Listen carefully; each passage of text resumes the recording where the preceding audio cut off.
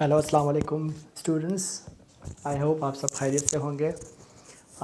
आज हम parts of speech पढ़ेंगे। पार्ट्स ऑफ स्पीच वैसे तो आपको बचपन से पढ़ाए जाते हैं, लेकिन सेकेंड ईयर में जब हम पोर्शन करते हैं पैसेज का, जिसको कॉम्प्रहेंशंस भी कहते हैं, तो उसमें एक क्वेश्चन आता है कि identify the parts of speech. उसमें noun, pronoun, verb, adverb, conjunction, इस तरह की चीज़ें पूछी जाती हैं। तो इसलिए मैं आज थोड़ा इंट्रोडक्शन दूंगा पार्ट्स ऑफ स्पीच का for second year students. Basically बहुत आसान है पार्ट्स ऑफ स्पीच समझना। अगर आप थोड़ा सा इस पे फोकस करेंगे, कि चीज़ों को समझने की कोशिश करेंगे, तो आई होप आप इस वीडियो में पार्ट्स ऑफ स्पीच को पूरी तरह समझेंगे। पार्ट्स ऑफ स्पीच में सबसे पहले हम बात करते हैं नाउन की। अलग अलग डेफिनेशंस होती हैं। A noun names a person, place और थिंग। किसी भी जगह चीज़ का नाम होता है वो नाउन होता है। और मैंने यहाँ पे एग्जांपल के तौर पे लिखा हुआ है मारिया, बॉय, डॉक्टर। अगर प्लेस होगा तो फिर Karachi, park, class, Italy, Africa. और अगर कोई चीज़ होगी जिसको हम थिंग कहते हैं, pen, orange, dustbin, watch, mic, etcetera. तो किसी भी चीज़ का जो नाम होता है बेसिकली उसको हम नाउन कहते हैं। उसके बाद number 2, pronoun. Pronoun replaces the person, place और a thing in a sentence. अब इनडायरेक्टली अगर अक्सर इसको लोग कहते हैं कि a word which we use instead of noun, it's called pronoun. एक ऐसा अल्फाज जो नाउन की जगह इस्तेमाल होता है जिसको हम प्रोनाउन कहते हैं। ठीक है, जैसे I, you, they, it, each, that, herself, myself, etcetera. उसके बाद verb. A verb tells nouns action और स्टेट ऑफ बीइंग और व्हाट सब्जेक्ट डज।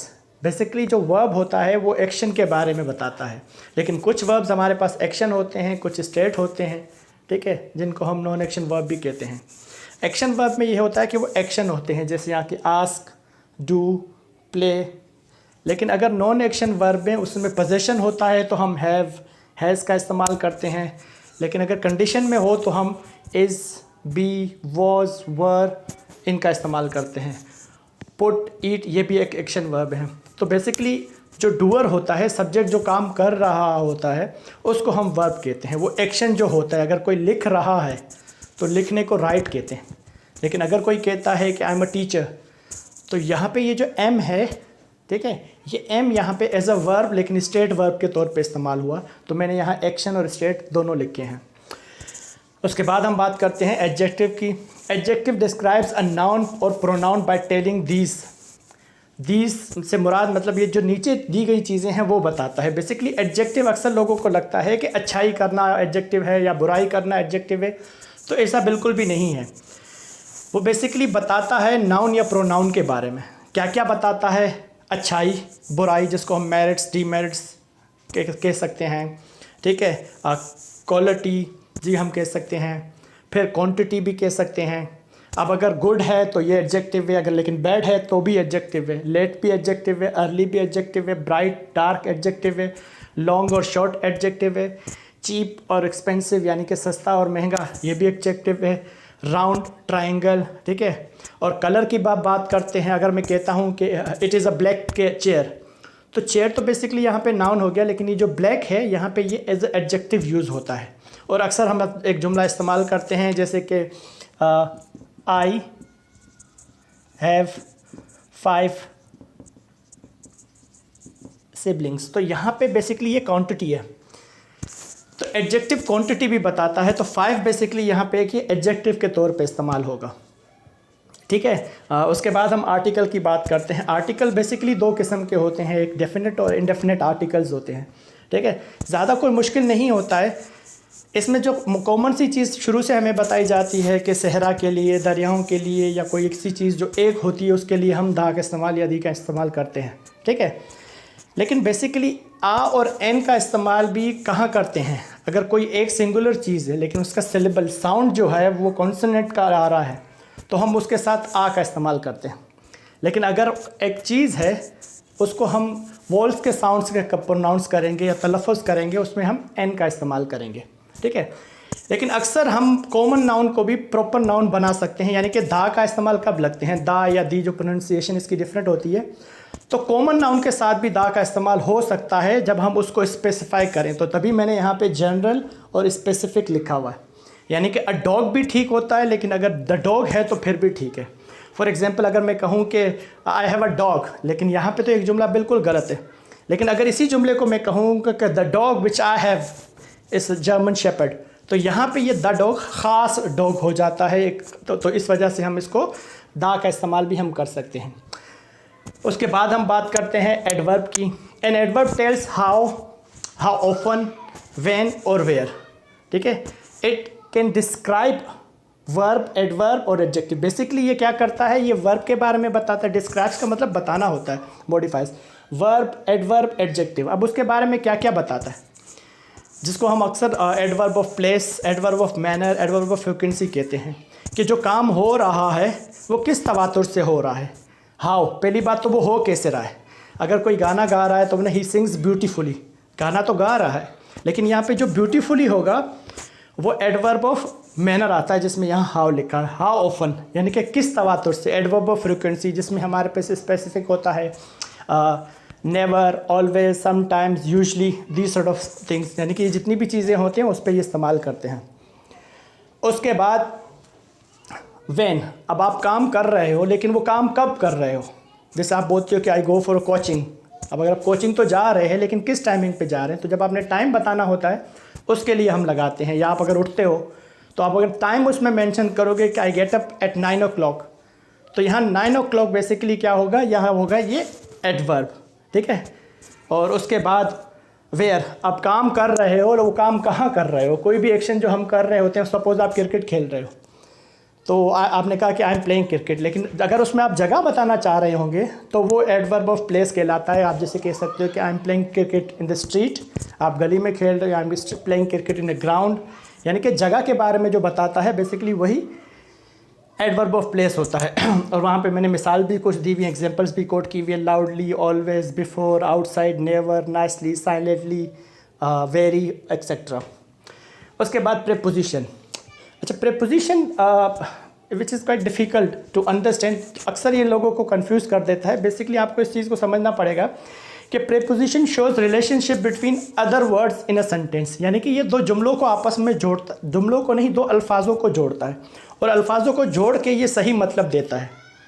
ठीक है, जिसमें in, on, of, to, with, from, over, by, at, after, across, into, between, next, beside, ठीक है, across, इस तरह के बहुत सारे जितने भी प्रीपोजिशंस कहलाते हैं। उसके बाद conjunction. A conjunction is a word that joints words और a group of words together. लेकिन ये जब जुमलों को मिलाता है, दो जुमलों को, ये प्रॉपर मीनिंग भी देनी चाहिए। ये नहीं है कि सिर्फ दो जुमलों को जो मिलाने वाला जो वर्ड होता है वो कंजक्शन कहलाता है। अगर वो मिला रहा है तो वो सही मतलब दे।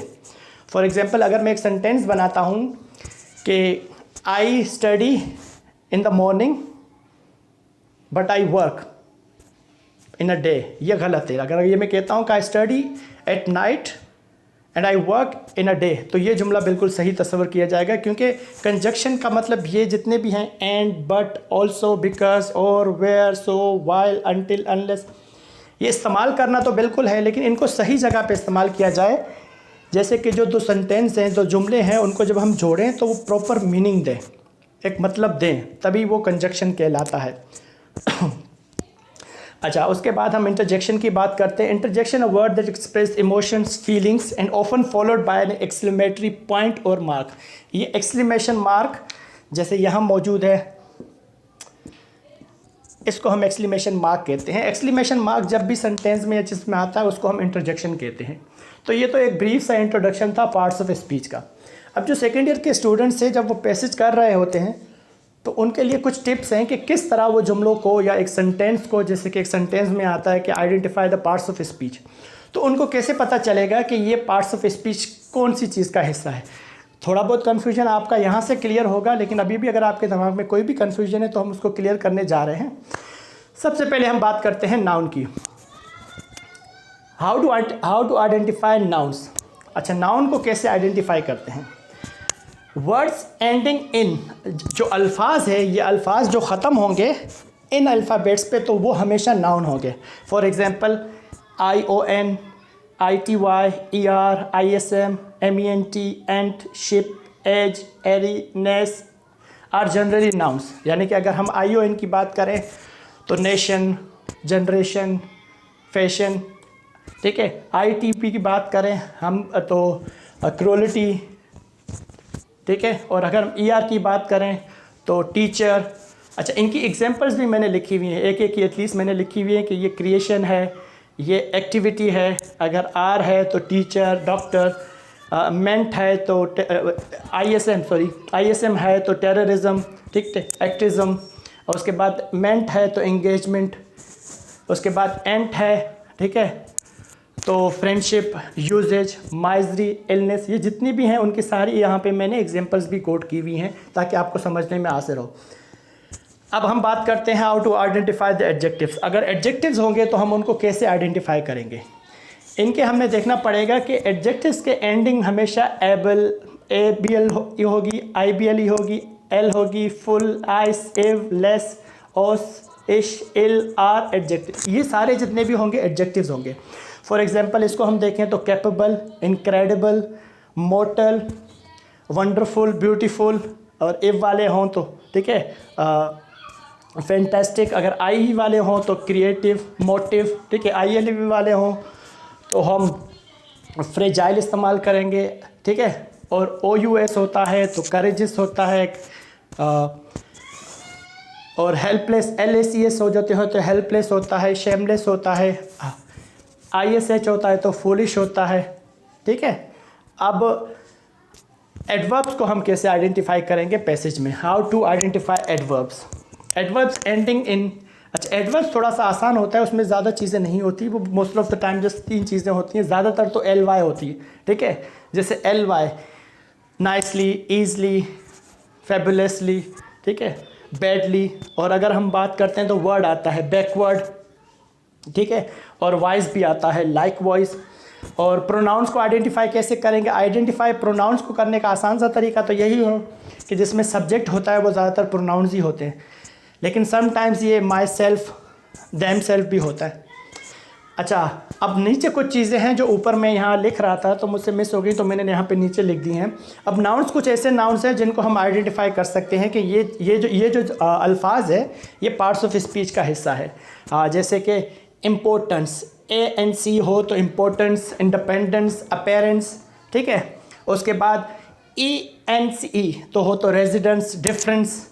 और कुछ नाउन्स होते हैं जिनके लास्ट में DOM आता है, डम, जैसे फ्रीडम हो गया, किंगडम हो गया, ठीक है। और इसके अलावा नाउन्स को हम इस तरह भी कैटेगराइज कर सकते हैं, आखिर में उनमें SOOD आता है जो ब्रदरहुड, चाइल्डहुड, ठीक है, ये इस्तेमाल होते हैं। और कुछ एडजेक्टिव्स होते हैं जिसमें सम आता है, हैंडसम, ऑसम, फॉरसम, कॉलसम। तो ये एडजेक्टिव्स हैं जिनसे आपको थोड़ा बहुत आइडिया हो सकेगा पार्ट्स ऑफ स्पीच को समझने के लिए, जो आपको सेकेंड ईयर में पैसेज है उसमें मदद मिलेगा। आई होप आपको ये वीडियो पसंद आई होगी। Thank you very much. अल्लाह हाफ़िज़।